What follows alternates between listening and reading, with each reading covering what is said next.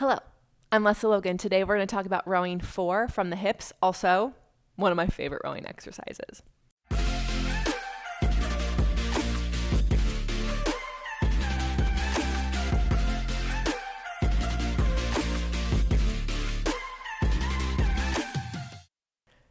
So this rowing exercise can be really tricky, but if you do it right, is it in your center like nothing else. It is so great. It's such a great place to play and feel the connection of your arms to your back.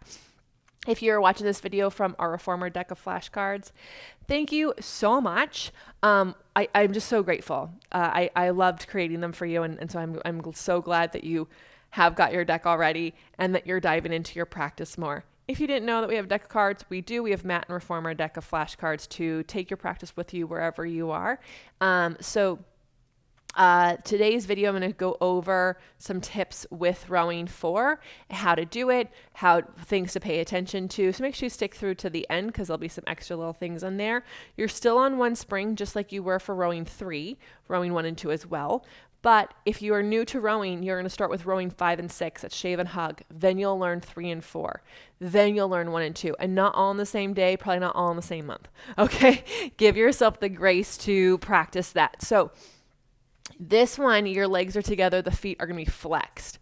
So you'll have finished the one that you were on before, which is the rowing 3, right? And then you go all the way up, and then you're going to circle those arms around, flex your feet, place your hands by your hips. Now, something that you want to pay attention to is that your hands stay along the carriage the whole time, and they even try to reach underneath the feet.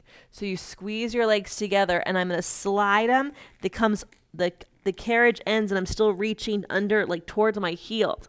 Then from there, I lift the arms to the level of my shoulders, and then I can lift my whole body up. The carriage should not move. Then I open the arms. I'm trying really hard not to let the carriage move.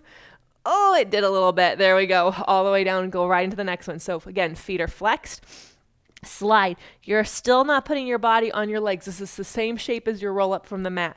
You slide, you reach, you lift your arms to the level of your shoulders and your whole body lifts, and you circle. And I'll show that again. Reach those heels forward, those outer hips hugging in. The hamstrings are pressing down so that, again, you're not getting grippy here. You can do this with weights. 1 or 2 pounds is fine.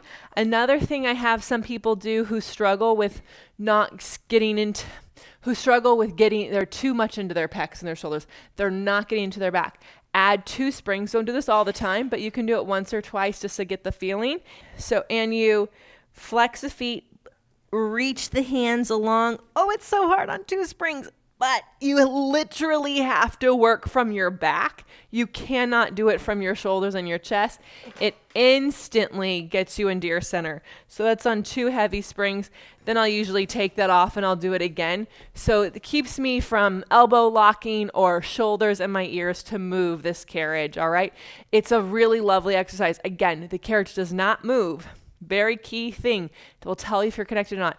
When your arms get to the level of your shoulders and then your whole spine comes up, the carriage should not move.